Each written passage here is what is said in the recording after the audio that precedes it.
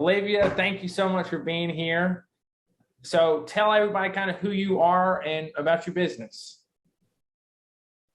All right. Well, thank you for thinking of me. That means a lot to me. My name's Olivia Rich. I am from Knoxville, Tennessee, and I own a salon, Culture Hair Studio, and we're almost 4 years old. So it's been a wild 4 years going through a pandemic and all that, but it's been fun. That's a good point. I didn't even think about the pandemic affecting you guys. And for everybody else out there, I'm wanting to talk to entrepreneurs. Olivia here is an entrepreneur. She has started her own business doing hair salon, and she is somebody that I look up to for starting a business and being successful in that. And I feel like she's got a lot of advice for everybody out there. And so I just want to talk to you in the sense of, did you know that you wanted to do hair? Like before the business started, did you know you wanted to do that? That a lot of people ask me that. They think, "Oh, did you always want to do hair?" But the answer is no, actually. So okay. Kind of a long story, but I feel like I've always been a person that really lives in the moment. So through high school, I didn't think much about the next step, kind of just assuming I'd go to traditional university and made sure my grades were good enough for that. And then I decided to join a program called YWAM, and it's a missionary training school. Okay. So that was the summer after I graduated high school. Well, that didn't really pan out how I wished it would have. So I ended up coming home in September. So traditional university had already started. It was too late to enroll. And my sister was in the aesthetic field. So that was kind of on my radar. So I thought, well, they take enrollment every month. Let's give it a shot. I'll see how hair is. If I don't like it, I can enroll in college next year. And then I just totally fell in love with it and never looked back. So definitely things happen for a reason, and it got me where I needed to be. So that makes me think of the question that I hear a lot all the time, and I always think about is this idea that you have to be really passionate about what you do to be successful at it. For me in real estate, when I started, I really didn't even like it that much. I didn't like it at all. I just did it because it gave me that freedom. It made me some money. And then through working hard at it, I have grown to love it. I've grown to love doing the deals. Is that kind of what you experienced? I would say so. I think I was really naive into what this whole industry was. I just thought, oh, that'll be fun to do hair. And I remember like the first day of class, we were learning about bacteria and diseases and sanitation and, very like textbook heavy. And I was like, wait, I thought I came here to play with hair and like meet some new girlfriends, So school was a lot more serious than I expected it to be, which was good. You're right. It wasn't a passion I had before, but I definitely grew to love it. And I personally hate that saying that if you do something you love, you'll never work a day in your life, because I disagree. I love what I do and there's nothing else, but some days feel like work, and that's okay. It's okay to work hard. So, and I mean, I think you have to work hard no matter what it is, even if it's your passion. If you don't work hard at it, I don't think you reach that level of success that you necessarily want. Absolutely. And having a hard day and working through that or working through a problem is so rewarding in the end. If you just feel like you're playing every day, that's fun, but maybe not as rewarding. That is a great point. I don't know if you listen to it. I love listening to like people like David Goggins or Jocko, any of them. Yeah. And they're always talking about like, go hard, stay hard, meaning like the hard times, you should intentionally go through those, because that's what makes you stronger and that's what makes you better. And I didn't think about that. Those hard days that you have, like, as you said, once you get through it on the other side, you feel a lot better. You've accomplished something. I'm sure that's a big deal. Absolutely. And then even the next time that problem comes around, it's not as hard, or you feel confident that you can find a solution because you found a solution last time. So, and my curious, so I'm a real estate agent, and obviously when I started, nobody knew I existed, right? I've got this license in my hand. Nobody knows me. Nobody cares about me. Nobody wants to do business with me. And so all of a sudden you're an entrepreneur, you're working for yourself, but I have no business. I have no money. And so it's like, I had to go out there. I start cold calling. I door knock. It's a hustle every day. So for you, when you started in the hair industry, how did you grow?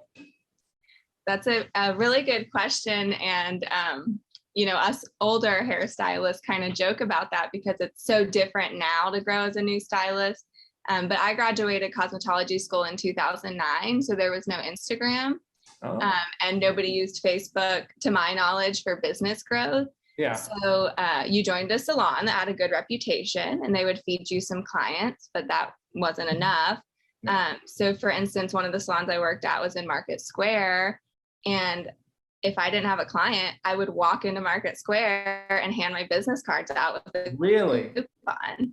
One person at a time. I had to build that clientele and I hated it, but that's what you did. And you hope you got one person and you hope that you gave them the experience that would make them share it with someone else. And then their sister would come in and then their husband would come in and, and it just you grow from there. But yeah, it's not fun to grow that way. Yeah. And so me and my friends sometimes joke with the newer stylists coming in, and they do work hard to build their clientele one at a time, but creating an Instagram page and a portfolio that everyone can see is just a totally different way of building your clientele. And it's a great tool to use, and newer entrepreneurs and stylists are very lucky to have that. Yeah. And I've known you for a while. Everybody else doesn't know that, but I've known you for a while. I never know that you did that you would go out to Market Square and hand out your card and talk to people. Yeah. That's a hard thing to do. I was 19 years old, and you'd grab one of your girlfriends that also had a slow day and you'd go out there and hand out cards, and people probably were just throwing them away. And you're just what was that conversation like you approached me on Market Square? What would you say? Oh gosh, it's so long ago. Probably, hi, how are you? Maybe I'd compliment your hair, and then just say, I work over here at this studio. It'd be right behind me maybe or something, and say, I'd love to see you. Here's a 20% off coupon. Come see me. And hope that they would call and book. I mean, there was no online booking at this point. Oh, yeah. Yeah, this was, if you want to come in now, you can come in now. Yeah, I'm available. Just come. Yeah, exactly. And did any of those people that you talked to in Market Square start coming? That is a good question. I don't remember. Isn't that awful? Yeah. But so, I'd like to your business grew. It did grow slowly but surely. And I know through early business classes, when I was trying to build myself as a stylist, they said it would take about 2 years to build a full clientele. And I'm sure that would be true in lots of different industries. I don't know if that rings true with real estate or things like that. So just knowing you might be done with school, but you're still putting the work in and you're still learning and growing. Yeah. Yeah. And what you're seeing now is a lot of people are growing through just social media. Yeah, I think that's a huge one for newer stylists. They're able to just get their work out there and their talent out there. And maybe by posting a picture, they could get 2 or 3 clients from that photo. Yeah. It's a great tool. That's especially a good point. Definitely when you're doing hair like that, that is such a noticeable thing that if you do it right, it looks amazing. Like the person looks gorgeous, the person looks great, and people want to see that, right? Versus if you didn't have that, you're just telling people, hey, I can make you look really good. Right. But they can't see that. They don't see that online. And they don't visualize that. And I'm sure that did change the game. Yeah, absolutely. I mean, are you there? I feel like the connection. Yeah, you froze for a second. Yeah. I think I heard what you said, that how Instagram is kind of changing the game. And is that what you? Yes. Yeah. Okay. Yeah, it definitely is. And really being able to market that experience, letting a client know how they're going to feel when they're in your salon, I think brings a lot of comfort of I know what the salon looks like. I know what the stylist looks like. They seem warm and inviting, and my hair is going to look good when I leave. And I'm sure it's a lot less nerve-wracking for clients to switch to a new stylist as well, Yeah. But I love that. I love that it's helping people, but I have much more respect. It's no disrespect that way when you go out and you talk to people, because again, if you haven't done that, you don't know. But when you do that, it's just a hard thing to do because there's this feeling in your gut like, oh gosh, I don't want to do this. And when you overcome that, it just allows you to grow so much more. Absolutely. You're putting yourself on the line and asking someone to trust you And then if they do actually come in, we're having to follow through on that. But and I will say, I think building your clientele one client at a time, there's so much value to that because you value each person in your chair so much. You know, you want them to come back in 6 weeks. You want them to tell your friends. You're really dependent on that client's business.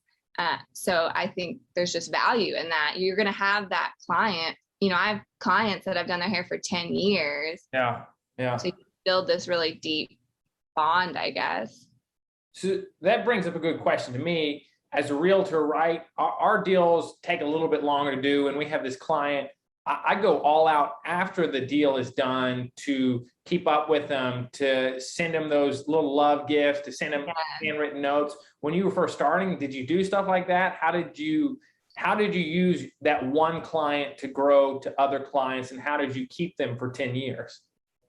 That is a really good question. I think this goes for real estate too. You know, there's tons of great real estate agents in our city, and there's tons of great hairstylists. You know, there's tons of talent in the city. So what's going to set you apart?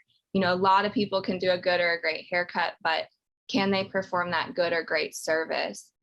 That great service is what you want to strive for. So really listening to your client, seeing what they want. You know, I have some clients that they want that very professional, high-end service provider client relationship. And then I have other clients that, you know, we feel more on a friendship level and they want a more casual experience, still professional, but they want to talk a little more candidly. And so really finding what they want and listening to them and focusing on them and doing the little extras like, hey, we have fancy water, we have wine, you know, we can really tailor the fun little details to each client, which is nice.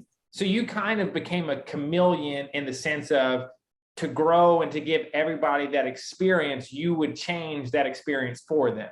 Absolutely. Tailor it to them.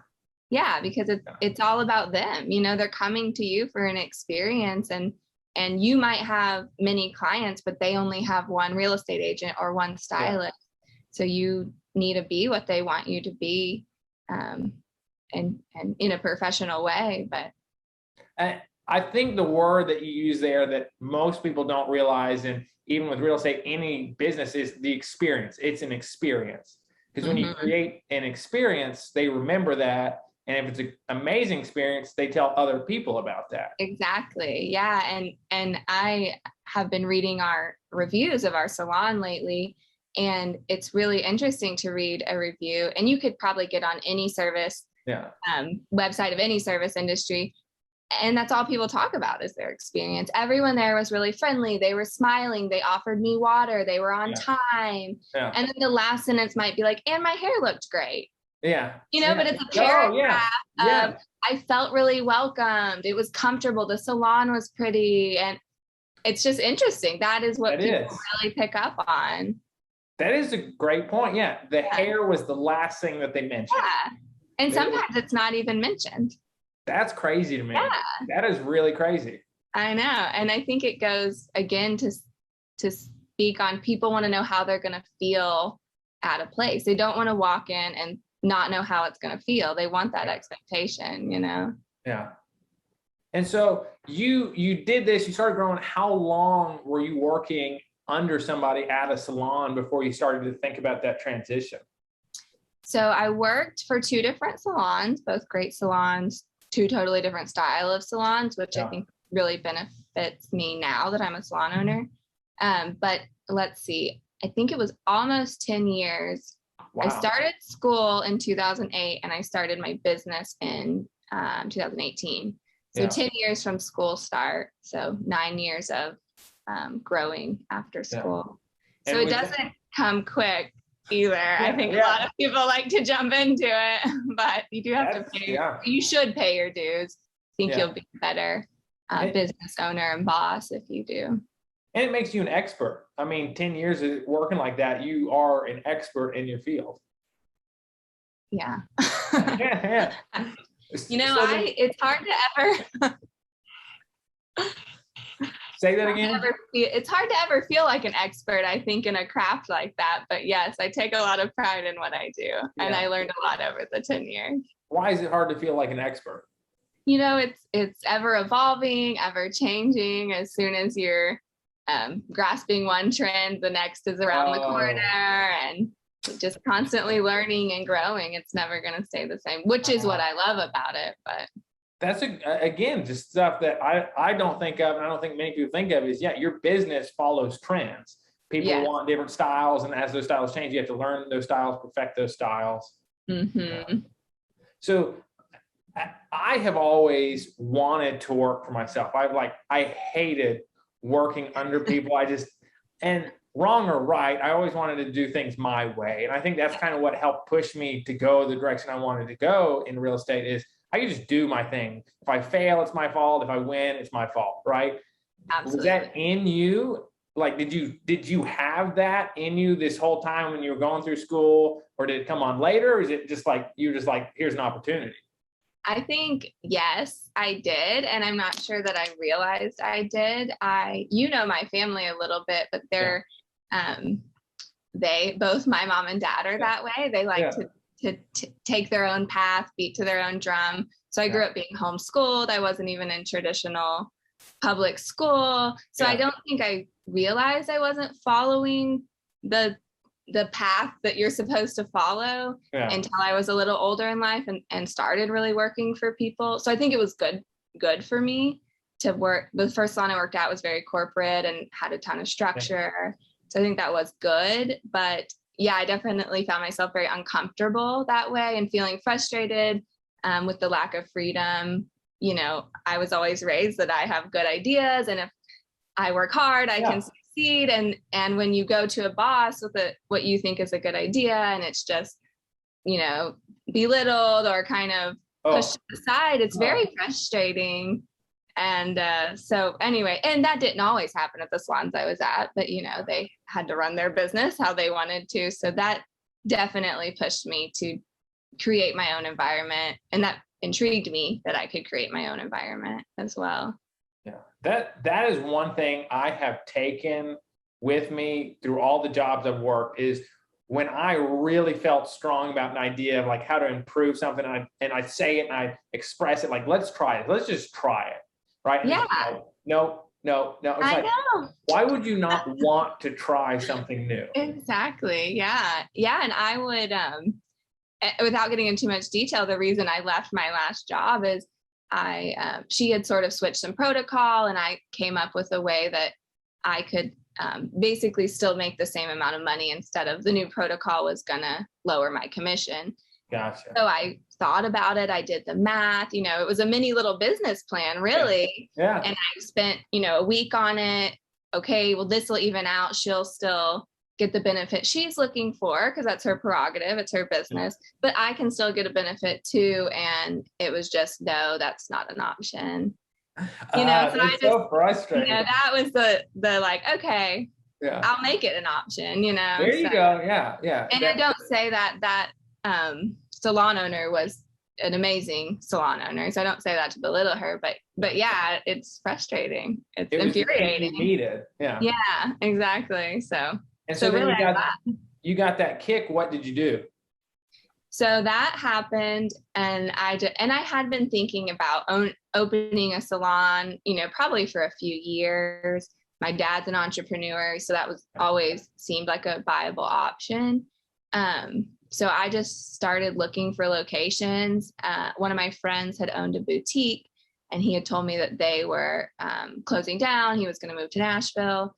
So I just was like, well, who's your landlord? I like that location. So I contacted his landlord, and that is the location I have. Yeah. But I looked at a few others, and then I signed a lease, and then I thought, oh shit, now I got to do the work. So I'm not saying that's the way to do it, but that's the way I did it. I was very like optimistic about the whole thing, and then signed that lease and was like, I got to get to work. This is real, So they were renovating the space. So that bought me some time. I had about 9 months of them renovating the space and me to figure everything out. So that was really awesome. But Yeah, you have this oh shit moment, and Oh yeah. I've got to figure this out. So in Yeah. 9 months, you put in for people who don't know, your location is on Gay Street, so it's really busy downtown. I'm sure in 9 months you had to figure out everything. Yes, and I was still working full time at the other salon, keeping my new venture a secret. So yeah, it was stressful and hard and a lot of hours put in, but I had a lot of help too, some really great mentors and just support from friends and family. But it was a lot for sure. I don't want to go back to that. And was the location at all suited for a salon at that point? Were there any chairs or anything, or did you bring all that in? No, so the location I originally looked at was a clothing boutique, so it was pretty open. And then they actually combined that with another space next door that was an art gallery. So again, pretty open. And they were renovating it to combine the two spaces. And that's where I really lucked out. So my dad is an architect, and he was able to draw up a floor plan that made sense for a salon and where the plumbing needs to be and all those details. So that was a huge benefit. We made little half walls to make certain areas private. And so that was really nice to find a space that they were already renovating. We could add our little details and just make it the perfect spot. So you had this oh shit moment, 9 months, you got it open, you opened the doors. What happens at that point? Was it like booming all of a sudden, or did you open the doors and be like, okay, like? So I wouldn't say booming, but it was very busy and busy enough from day one. I have literally the best clientele in all of Knoxville. They're amazing. They were so supportive, so excited for me. So they were just knocking down the doors to get in and get an appointment. Yeah. So I stayed fully booked the whole time. I had two very talented stylists come with me, and they had a really loyal clientele. So there was 3 of us to start with, and yeah, it was enough. And then we kind of grew from there.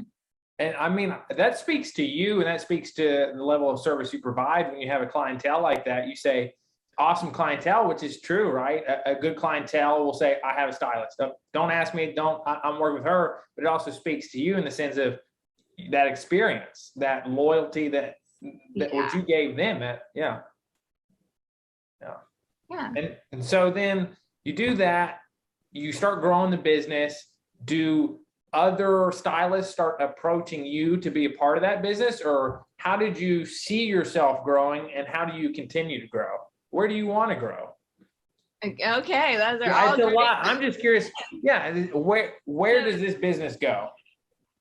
So we opened up as 2 stylists and myself, and it was maybe almost a year. I don't know. It felt like eternity. I thought nobody else is ever going to want to work here. I put some stuff on Instagram.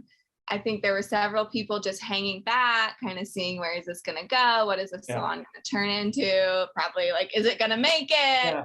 Before they would jump on board. And then finally, friend I used to work with, a stylist, she approached me, and I was like, yes, you can come work here. We did the 2 interview process I have, and so she came on board, and then it just went a little faster from that. The ball started rolling. But there was a period that I thought, I'm never going to fill this salon. How do people fill this salon? I approached some people, some talented stylists I know, and they all said we're happy where we're at, and that was discouraging in a sense, but I understand, so it's just, it's a mind game too. And you're like, you go back and forth between, I can't believe I did this, I'm so proud of myself, and of course no one would want to work here. Why would anyone want to work here? So yeah, but it grew, and now there is 8 stylists, including myself. And we have 8 chairs. So you're full now. You're fully. Are you hiring any more stylists at this point, or you just, this is it? So we are actually right now hiring 1 more stylist. So and we can kind of rotate chairs with. Is the business going to expand? I would like for it to expand. Right before COVID hit, I was looking to expand, and I had a couple different options, whether it be literally expand the location I'm at into the next building over, which would require some construction and build out, or going to a West Knoxville location. So I was just looking at different ideas. I looked at a whole nother location that was larger.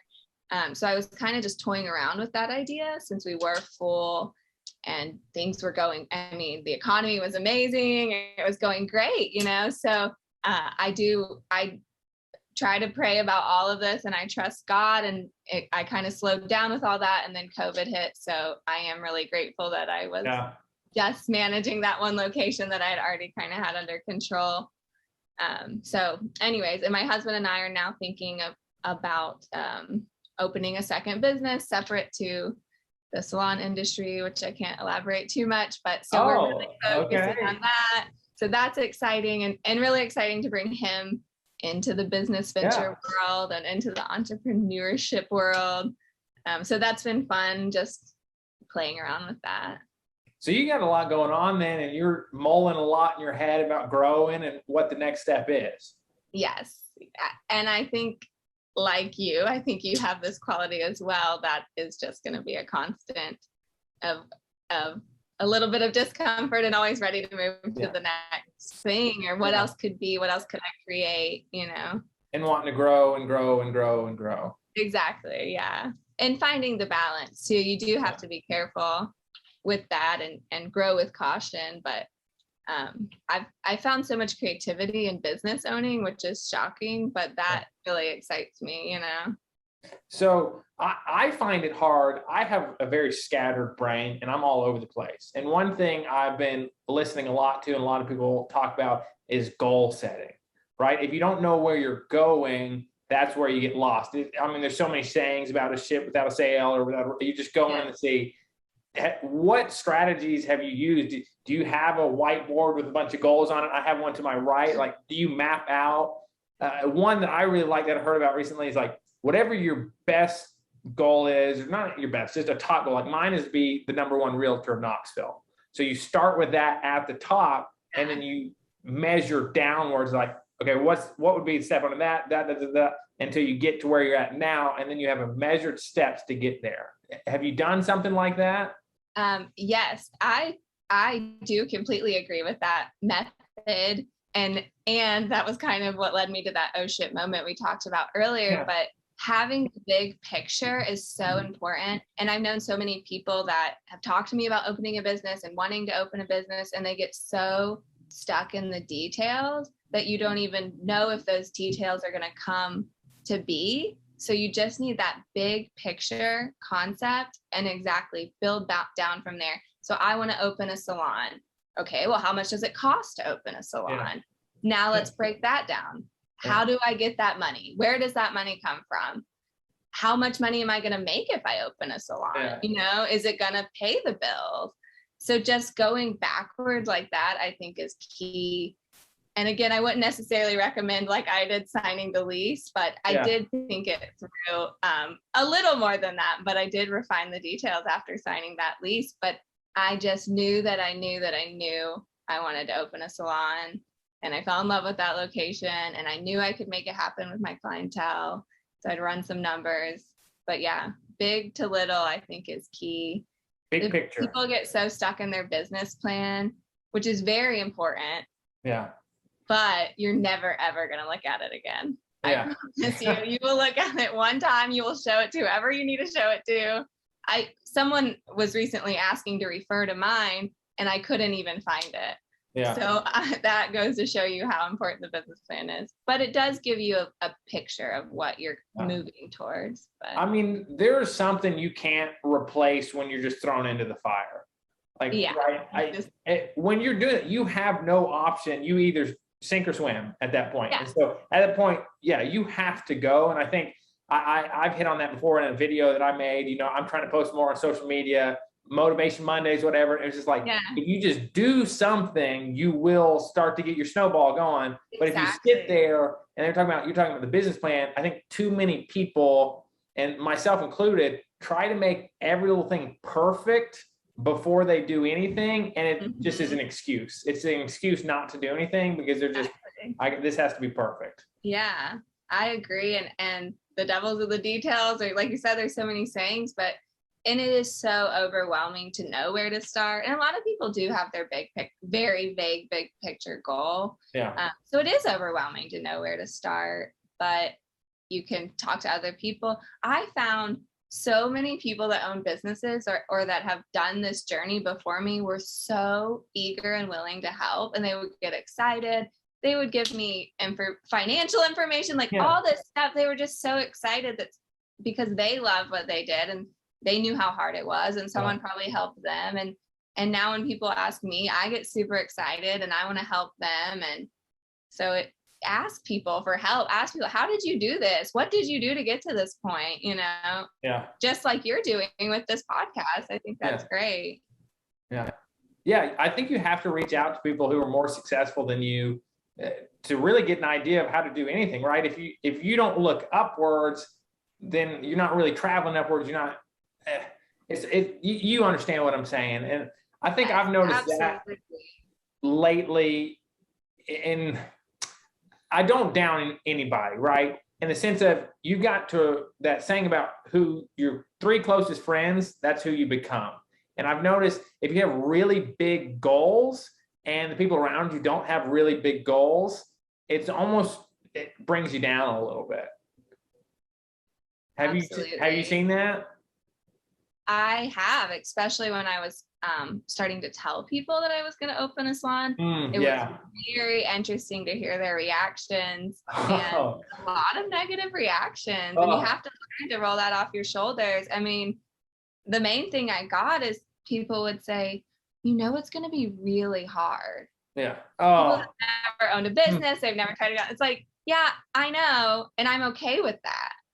I'm excited for that. Yeah. So yeah, you really start to see people, like you said, maybe you're friends with all these people and you have acquaintances and you're all sort of working, doing the same thing. And then all of a sudden you're sort of branching out. Yes. A lot of emotions come to play. And I think everything people take personally, like maybe they assume you're looking down at them for not taking that step, but not everybody wants to take that step. And that's okay. But that was hard for me because people I really cared about and cared about their opinion had sort of negative or passive aggressive things to say. And I kind of learned I learned the few people, probably my 3 closest friends that were always positive and encouraging, but would challenge me to think about things I needed to think about. That's good too. And then I just kind of kept to myself with the other people. Just, they didn't need to know everything because I couldn't handle the negativity because I wasn't confident enough in myself as an entrepreneur at that point. I mean, it drags you down anyways. And have you connected? I'm thinking about doing this. Have you connected to a mastermind in Knoxville, or do you actively seek out people at this point? I mean, you're very successful and you're growing. Do you still actively seek out people who are doing what you're doing bigger and better? Oh, absolutely. I mean, I never want to be the most successful or smartest person in the room. I want to be around people that are better than me in every way. So I can either just watch them or reach out to them. Like I said, my dad's an entrepreneur. He owns his own business and an architecture firm. So he's also like a working professional, meaning he owns a business, but he also has a craft and a trade that runs that business. So some people are purely business, and that's a whole nother talent. And then some people run a business around their trade. And so my dad and I both do that. So I'm so fortunate to have him. He's so wise. He's been through it all. So that is a huge resource. I have another friend, Roderick Haynes. He owns Fitness Studio 111. And when I was getting started, he gave me so much advice. And again, he's a personal trainer. So similar business, appointment based, client based. So he gave me so much wisdom. So just having, those people in your life, they'll give you things to think about, but they'll encourage you as well. Your dad is an amazing entrepreneur. I'm sure you get lots of wisdom from him. So a couple questions before we wrap it up for you. Okay. What are you working on now as an entrepreneur? Like personally, do you work on do you do the whole books about personal growth and personal success. You get what I'm saying? Yeah. It sounded like you were about to say something. Well, yeah, no, that's good you elaborated. I was going to say that's a good question. I don't do those books. I probably should, but I have little time to read. I mean, you're successful. I mean, you got it figured out. Yeah. So I would say this 18 months or whatever we're going on for the pandemic is thrown a lot of things off. And I feel like I've been on pause almost. So I'm really trying to get back to that point of growth and see what's next. But it's been such a challenge of taking each thing day by day and week by week that I haven't had a lot of looking ahead in the past since, March 2020. So I'm excited to move forward and get inspired in that way. And I feel that ball rolling again. Yeah. But definitely it's been a lot of like reacting to what's happening, which is not a fun place to be in, but I think we've all been in that place. Yeah. So then, okay, let me ask you this. Okay. If somebody else, much younger, older, really whatever, they've got that desire to do their own business, whatever it be, they want to do their own thing. What would you tell them that you wish you would have known before doing all that, jumping into it? Are you there? Yeah. Are you there? Yeah, you're breaking it now. Okay, say it one more time. Okay, so I was saying anybody who has that urge to work for themselves, whether it's a side hustle, they want to start their own business, what would you tell them, which is something you wish you would have known before jumping into being a business owner? Oh, okay, that's a good question. I think something we already touched on is think big picture and work your way down. I think that's huge. Don't get lost in the details. I would also say have the people you trust around you and trust them with your plan, and don't offer that to a lot of other people, and have confidence in yourself. Know that everybody started where you started. It doesn't matter how much school they had, how much experience they had. Everybody started at a starting point, and imposter syndrome is real and it hits hard. So know that you're doing the best you can. Keep working harder. You're doing great. You're figuring it out. Everybody had to figure it out. Reach out to people. The fact that you made the jump is amazing. So be confident in yourself and be confident in your decisions, even when you hear otherwise. Yeah, just do something. Exactly. If it's handing out cards in Market Square, do something, and that will start. It starts. Yes. Yeah. Okay, well, cool. Well, Olivia, thank you so much. Where can everybody find you at? Okay, so culturehairstudio.knox.com is our website. That's also our Instagram handle. And my personal Instagram handle is Liv Halcomb. Yeah, and so they can just go there to book an appointment with you. Mm-hmm. And you're the best stylist in Knoxville, is that correct? Best experience in Knoxville. Best experience. There you go. Best experience in Knoxville. Well, cool. Well, Olivia, again, thank you so much for being here. Thank you, Clark. Is everybody welcome to reach out to you if they have questions about? Absolutely. I would love that. Send me a message on Instagram. Like I said, I'm an old lady, so I don't answer right away. I only check every few days, but I would love to answer any business questions. I get totally geek out over it. I love it. It's exciting to help other people. It's exciting to help people climb that ladder. It is. Yeah. Well, cool. Absolutely. So any question, big or small, I would love to help out. Sweet. All right.